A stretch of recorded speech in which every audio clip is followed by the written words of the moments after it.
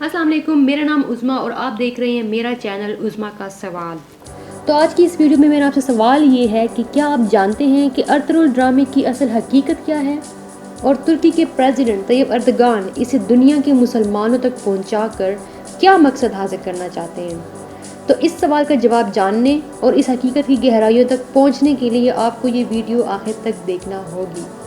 Video start करने से पहले आप सबके लिए एक रिक्वेस्ट है कि अगर आप इस चैनल पर नए आए हैं, पहली बार आए हैं, तो प्लीज़ मेरा चैनल सपोर्ट करें और नीचे दिए गए रेड कलर के सब्सक्राइब बटन और साथ में बेल आइकन को लाजमी प्रेस करें ताकि मेरी हर नई आने वाली वीडियो की बर वक्त आपको नोटिफिकेशन मिल सके।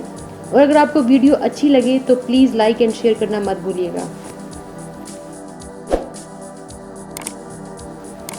इस दुनिया में जैसे हर इंसान का एक माजी है, वैसे ही हर मुल्क और कौम का भी एक माजी है। तुर्की भी उन्हीं ममालिक में से एक है, लेकिन वो अपने उस दर्दनाक माजी को अब तक भूला नहीं। इसीलिए अर्तुगरुल गाजी ड्रामे के मकसद तक जाने के लिए हमें सबसे पहले तुर्की के माजी में जानना होगा जिस पे ये ड्रामा मबनी है। तो सबसे पहले ये जानना ज़रूरी है कि इस ड्रामे की कहानी क्या है। ये ड्रामा चंद मुसलमान जंगजू जो कि काई कबीले से ताल्लुक़ रखते हैं पर मुश्तमिल है, जो अपने कबीले के लिए एक खुद मुख्तार वतन हासिल करने के लिए जिद्दोजहद करते हैं और उस वक्त के ताकतवर कुव्वतों के जुल्म के ख़िलाफ़ ऐलान जंग करते हैं। अर्तुगरुल ड्रामा अर्तुगरुल गाजी की अपनी कबीले के लिए मुस्तकिल रिहाइश के लिए जिद्दोजहद पर मबनी है, जो उसके कबीले को सिलावियों, मंगोलों, बिज़ंतीनी, सल्जूक गवर्नर और जनरलों और अंदरूनी गद्दारों से महफूज रख सके। अर्तुगरुल गाजी उस्मान के वालिद हैं, जो कि सल्तनत उस्मानिया के बानी हैं।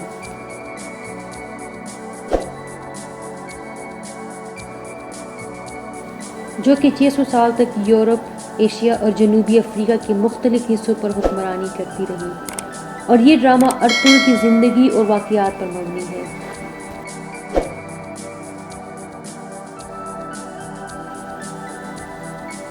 सल्तनत उस्मानिया किसे कहते हैं? तुर्की 1299 से लेकर 1923 तक इस्लामी खिलाफत का मरकज़ रहा, जिसे आज हम सल्तनत उस्मानिया के नाम से जानते हैं।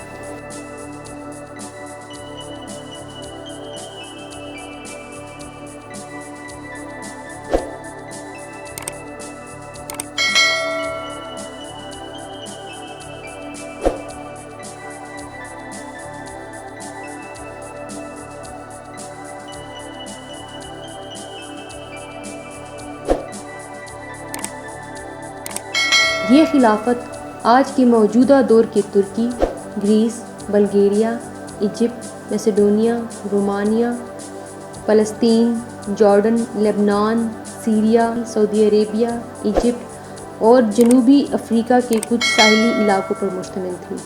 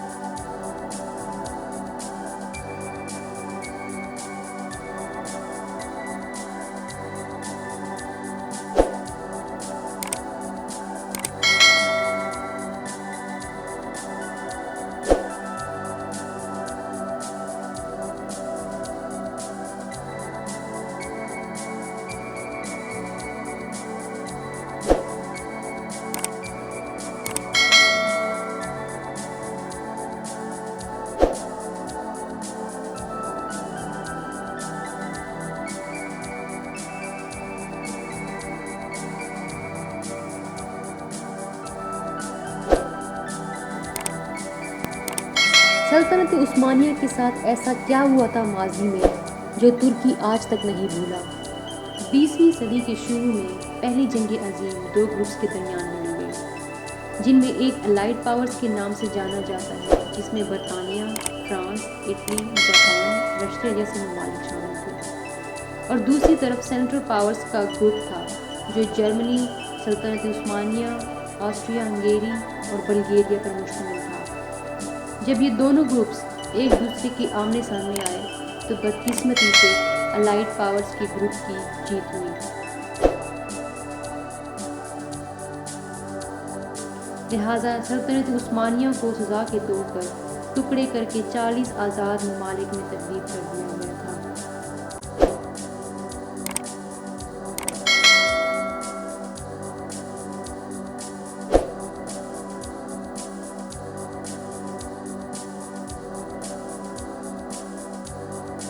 اور صرف یہی نہیں بلکہ سلطنت عثمانیہ کے خاتمے کے بعد موجودہ سلطان کے تمام جائیداد کو ضبط کر لیا گیا تھا اور سلطان کو خاندان سمیت ترکی سے جلا وطن کر دیا گیا تھا۔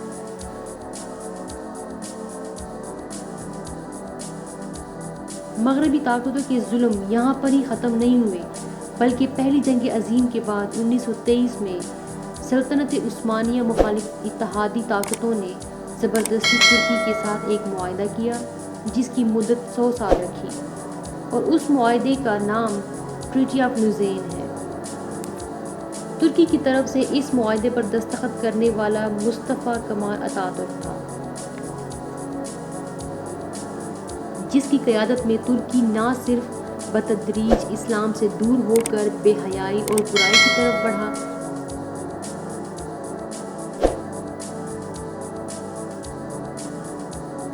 بلکہ ترکی کو ایک سیکولر ملک قرار دے دیا گیا جہاں اسلام کے خلاف کسی بھی کام کی مذمت نہیں کی جاتی تھی۔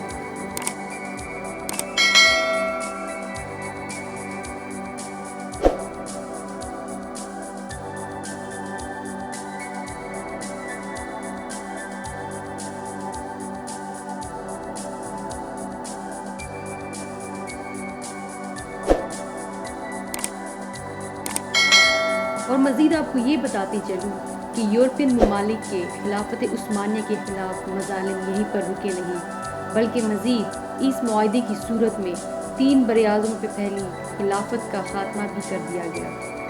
ترکی کو تمام وسائل سے دستبردار ہونے کو کہا اور خلافت کے ٹکڑے کر کے 40 ممالک بنا دیے گئے۔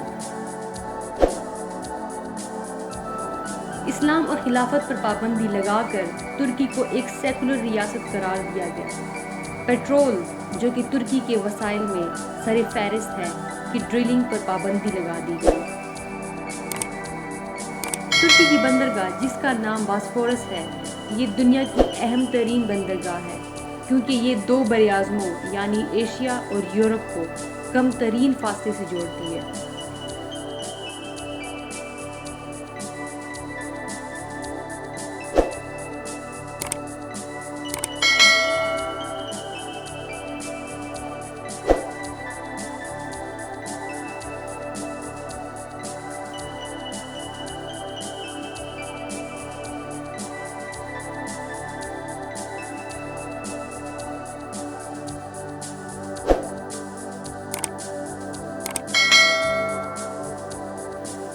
اس کے ایک طرف بلیک سی اور دوسری طرف میڈیٹرینین سی موجود ہے۔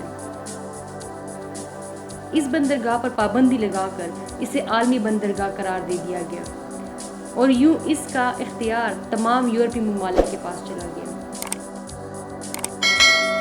ایک بندرگاہ کسی ملک کی معیشت کے لیے بہت ضروری ہو اور اس معاہدے سے ترکی پر پابندی لگا دی گئی کہ یہ کسی قسم کا کوئی ٹیکس نہیں لے سکتا اور اس طرح ترکی کے ہاتھ 100 سال تک باندھ دیے گئے۔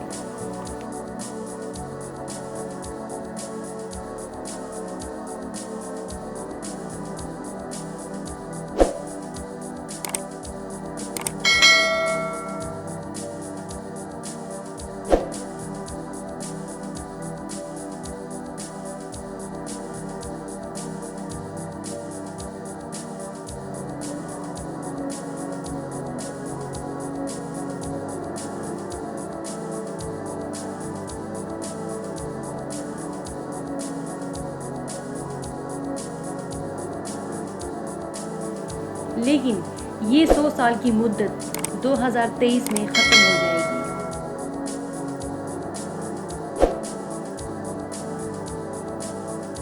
اور جیسے جیسے 2023 قریب آ رہا، مغربی طاقتوں کی نیندیں حرام ہونے لگی ہیں۔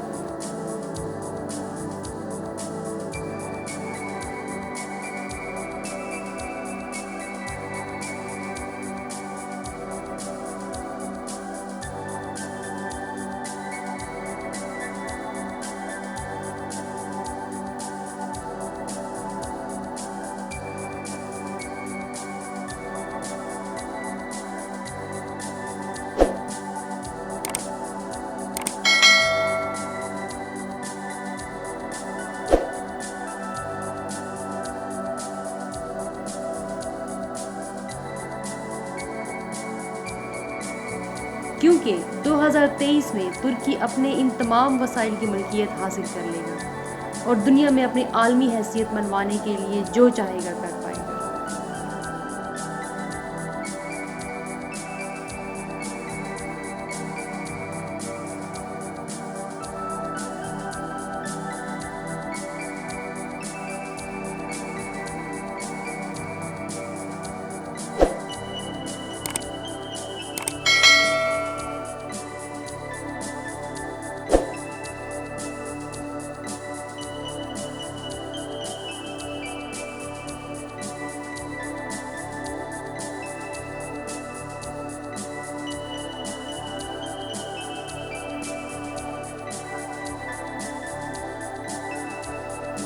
اور ساتھ ہی خلافت پر لگائی گئی پابندی بھی ختم ہو جائے گی۔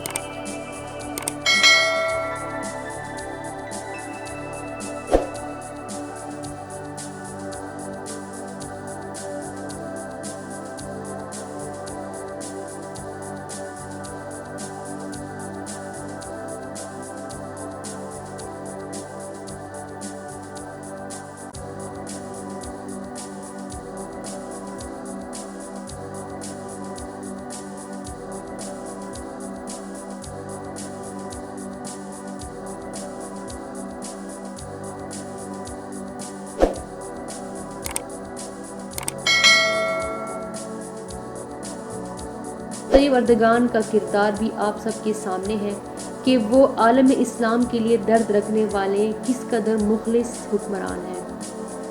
دنیا میں مسلمانوں پر ہونے والے ظلم کی مذمت اور ان کے حق میں آواز اٹھانے کے لیے وہ سب سے پہلے آواز اٹھاتے ہیں۔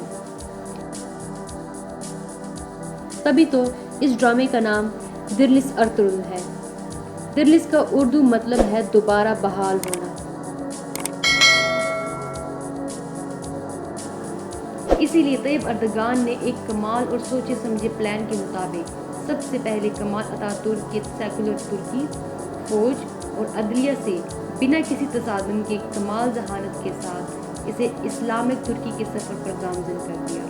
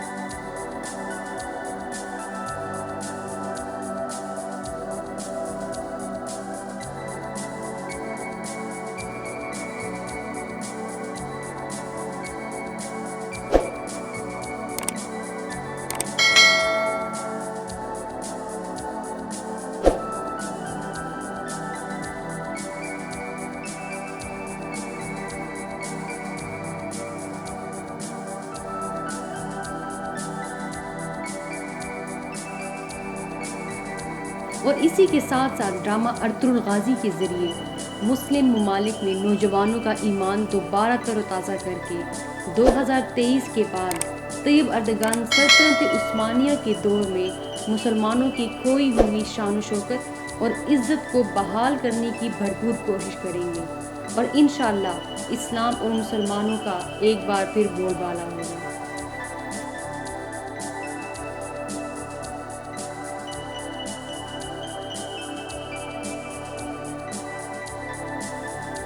اس ڈرامے کے پیچھے طیب اردگان کا صرف ایک ہی مقصد ہے، اور وہ یہ ہے کہ سلطنت عثمانیہ کے دور میں مسلمانوں کی کھوئی ہوئی عزت اور وقار کو واپس لانا۔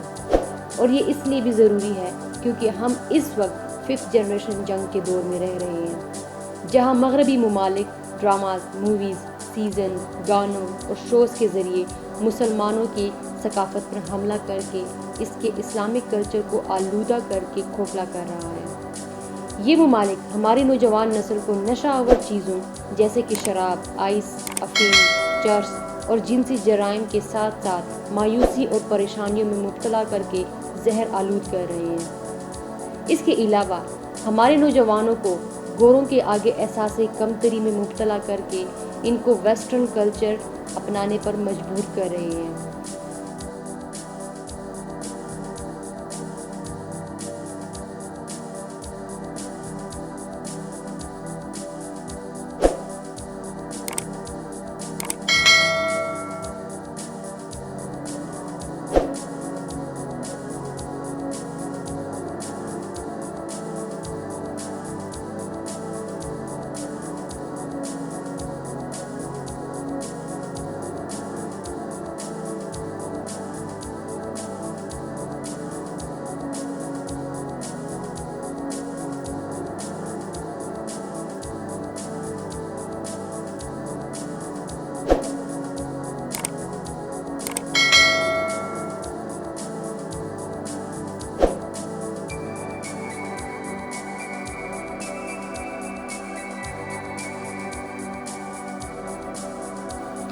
جیسے کہ ہمارے ہاں اب یہ چیز بہت عام ہو گئی ہے کہ جس کو انگلش نہیں آتی اسے ہم نالائق اور ان پڑھ سمجھتے ہیں۔ جو جینز یا چھوٹے کپڑے نہیں پہنتا ان کو ہم پینڈو یا دیسی کے نام سے پکارتے ہیں۔ جو چمچ یا کانٹے کی بجائے ہاتھ سے کھانا کھاتے ہیں ان کو ہم جاہل سمجھتے ہیں، اور ایسی بہت سی مثالیں ہیں جہاں ہم نے تقریباً ویسٹرن کلچر اپنا لیا ہے۔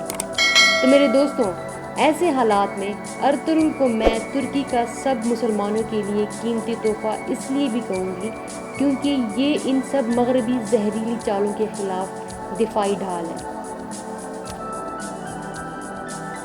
اس حقیقت سے کوئی انکار نہیں کہ ساری اسلام مخالف قوتیں مسلمانوں سے ان کی پہچان چھیننے کے لیے یکجا ہیں۔ جب سے اس دنیا میں اسلام کا آغاز ہوا ہے، ان قوتوں نے ہمیشہ مسلمان کے اصل کردار اور اسلام کے اصل مقصد کو میلا کرنے کی ہر ممکن کوشش کی ہے۔ ان کو اس بات کی سمجھ آ چکی ہے کہ جب مسلمانوں کے ذہنوں سے ان کی منفرد پہچان کو ہالی ووڈ اور بالی ووڈ کے ذریعے مٹایا جا سکتا ہے تو ان کو اس دنیا کے نقشے سے مٹانے کی کوئی ضرورت ہی نہیں۔ اسی لیے طیب اردگان نے ڈرامہ کے ذریعے اپنے اسلامک کلچر کو دوبارہ زندہ کر کے مسلمانوں کی پہچان کو واپس بحال کرنا چاہتا ہے، کیونکہ تاریخ پر نظر ڈالنا آئینے پر نظر ڈالنے کے برعکس ہوتا ہے، جو آپ کو آپ کے ماضی سے ملاتا ہے اور یہ دکھاتا ہے کہ ہم کبھی ایسے بھی ہوا کرتے تھے جب دشمنان اسلام مسلمانوں کی آہٹ سے بھی لرزتے تھے، اور پھر کیسے وقت ہماری خوبصورتی کو جھریوں میں تبدیل کر گیا۔ اس ڈرامے کے ذریعے طیب اردگان خطے کے مسلمانوں میں قوم پرستی اجاگر کر کے انہیں یکجا کرنا چاہتا ہے اور خلافت کی طرح مسلمانوں کی عزت اور ان کے رعب اور دبدبے کو واپس لانا چاہتا ہے۔ اسی لیے اس ڈرامے کو ترکی کے سرکاری چینل TRT نے نشر کرنے کے ساتھ ساتھ اسے خاص رعایات اور فوائد کے ساتھ توسیع کیا گیا۔ در حقیقت اس ڈرامے کی زیادہ مقبولیت کی وجہ اردگان کی اس میں بڑھتی ہوئی دلچسپی بھی کچھ حد تک ہے۔ اردگان کے اپنی فیملی کے ساتھ ڈرامے کے سیٹ پہ موجود ہونے سے اچھی طرح اندازہ لگایا جا سکتا ہے کہ وہ میڈیا کے ذریعے اپنی نظریاتی مقاصد کیسے حاصل کرنے کے لیے بے چین ہے۔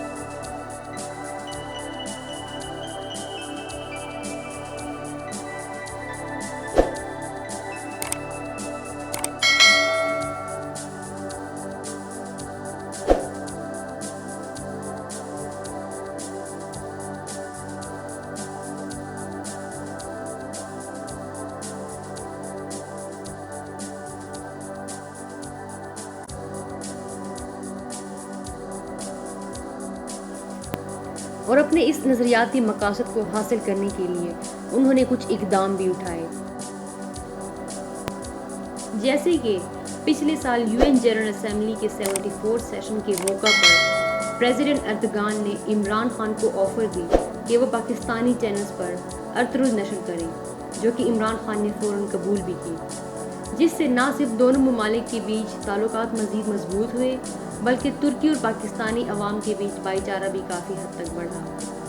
اس کے علاوہ اردگان نے مغرب میں پھیلتے ہوئے اسلاموفوبیا کو روکنے کے لیے پاکستان اور ملیشیا کے ساتھ مل کے ایک ٹیلی ویژن چینل لانچ کرنے کا فیصلہ کیا، جو کہ نہ صرف اسلاموفوبیا کا منہ توڑ جواب دینے کے لیے مخصوص ہو بلکہ ایسی فلمیں بنائے جو مسلم ہیروز پر مبنی ہو۔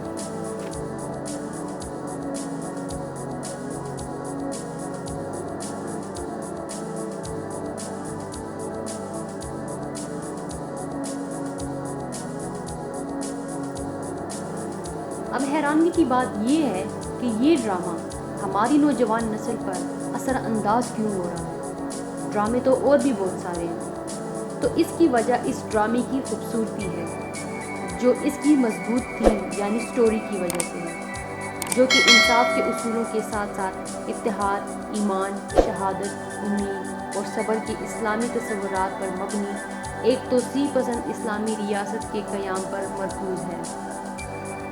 ارطغرل کا سب سے دلچسپ ڈائلاگ یعنی کہ مکالمہ یہ ہے کہ فتح ہماری نہیں، یہ صرف اللہ کی ہے، جب تک ہم اللہ کے راستے پر چلیں گے کوئی بھی ہمیں نہیں جھکا سکتا۔ لیکن اگر ہم یہ ماننا شروع کر دیں کہ فتح ہماری ہی ہے، اگر ہم اپنے مقصد کو بھول جاتے ہیں اور اسے شہرت کی خواہش سے آلودہ کر دیتے ہیں تو ہمارا رب ہمیں شرمندہ کرے گا۔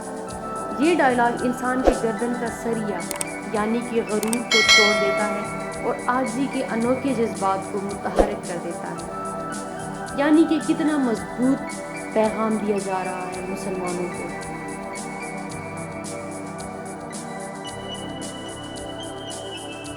اس ڈرامے کی خاصیت کیا ہے؟ اس ڈرامے کی خاصیت یہ ہے کہ یہ اصل میں اسلام کا مقصد پیش کرتا ہے۔ ارطغرل ڈرامہ دیکھتے وقت آپ کو اسرائیلی تاریخدان پروفیسر موشے شیرون کی بات ضرور یاد آئے گی، جنہوں نے یہ کہا کہ عام سوچ و فکر کے مطابق اسلام ایک مذہب کیوں نہیں ہے، اس کی بجائے یہ ایک ایسی ثقافت ہے جس میں ہر چیز شامل ہے، مطلب کہ یہ ہمارا پورا ایک کلچر ہے۔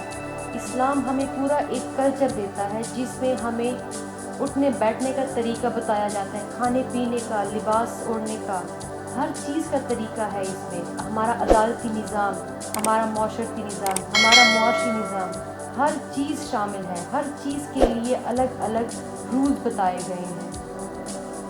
اس کے علاوہ مزید کہتے ہیں کہ سب سے بڑھ کر اسلام ایک انکشافات پر مبنی ثقافت ہے۔ انکشافات مطلب وحی کے ذریعے نازل ہوا ہے۔ یہ جو ثقافت ہے یہ کسی عام بندے یا کسی انسان نے نہیں بنایا، یہ اللہ کی طرف سے بنایا گیا ہے، وحی کے ذریعے۔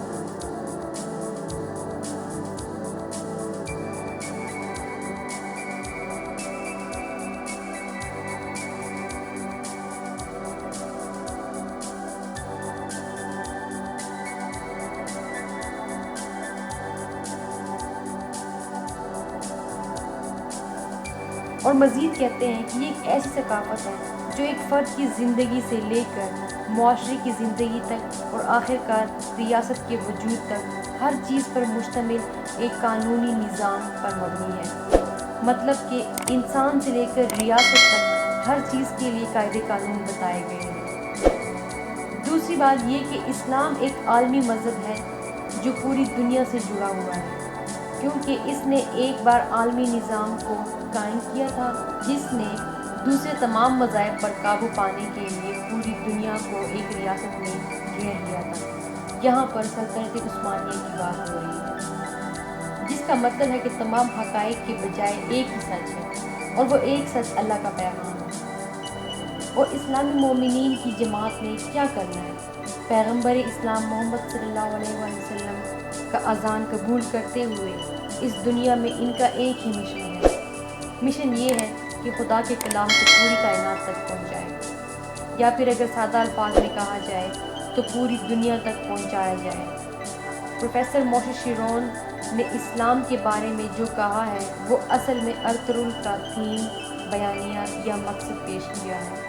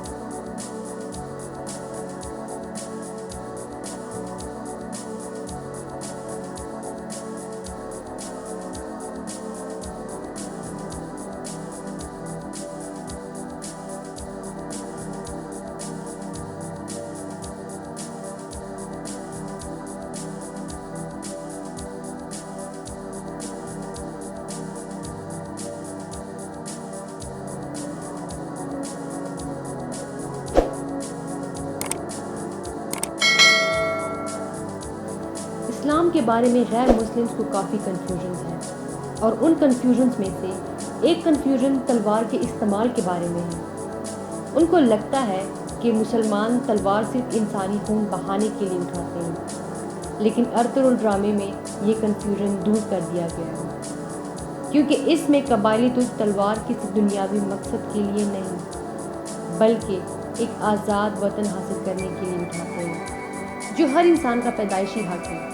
ایک مسلمان جنگجو کا آخری مقصد شہادت ہے، دنیاوی خواہش نہیں، اور اس کی حکمت عملی میں پوری جد و جہد ہے، اور اس ڈرامے میں یہی جد و جہد بتائی گئی ہے جو عظیم اور پرامن مقاصد کے لیے، امن کے حصول کے لیے کی جاتی ہے۔ اس ڈرامے میں مزید مسلمانوں کی جیو اور جینے دو پالیسی بھی بتائی گئی ہے، جس پر وہ کہتے ہیں کہ ہم کھائے پیے بغیر زندہ رہ سکتے ہیں لیکن آزاد وطن کے بغیر نہیں رہ سکتے۔ اور یہ بات اگر آپ کو یاد ہو تو ارطغرل کی پہلی قسط میں پہلے ہی 5 منٹ میں یہ بات پوری دنیا کو بتا دی گئی کہ مسلمان تلوار کس لیے اٹھاتا ہے، جب ارطغرل یہ کہتا ہے کہ یہ تلوار انشاءاللہ حق کے لیے اٹھے گی۔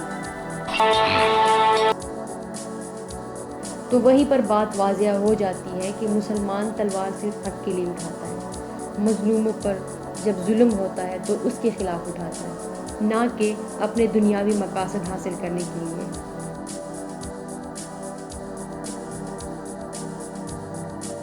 پاکستان میں ارطغرل ڈرامے کی مقبولیت تو کسی سے ڈھک چکی نہیں ہے، اس نے نہ صرف ترکی کو بلکہ پوری دنیا کو حیران کر دیا ہے۔ پی ٹی وی کے مطابق 25 مئی، مطلب اس دن جس دن یہ ڈرامہ پہلی بار پی ٹی وی پر نشر ہوا، سے اب تک 250 ملین سے زائد لوگوں نے اس ڈرامے کو دیکھا ہے۔